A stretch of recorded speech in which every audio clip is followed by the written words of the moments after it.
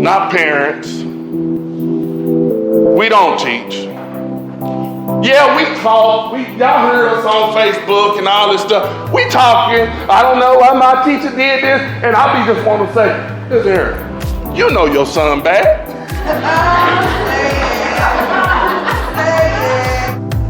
And it was great to have you. Great to have you back. We love you. Thank you for everything you do. You mean a lot to us. Thanks, How you did. Well, Mr. Marshall don't even I don't even come up there and put my son in the game. I don't do none of that. No. If you ain't good enough to play, then you need to sit on the bench. You need to get Ed Marshall. He's good stuff. You'll be blessed by having Ed. Mr. Marshall did a great job. Thank you.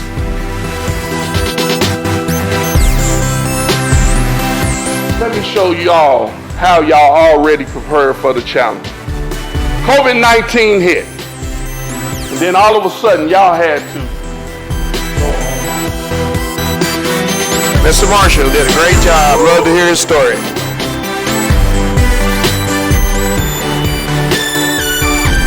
Some of you guys know my story, some of you don't. And let me tell you something, if you don't know about... Hi, I just want to say what a wonderful time I had listening to Mr. Marshall's testimony today. It was inspiring, and I've known this family and loved this family for a long time, but I was very pleased to hear his story and to hear how his family has grown through the years. So it's a great story and a great family, and a great encouragement to people who maybe are feeling down. So.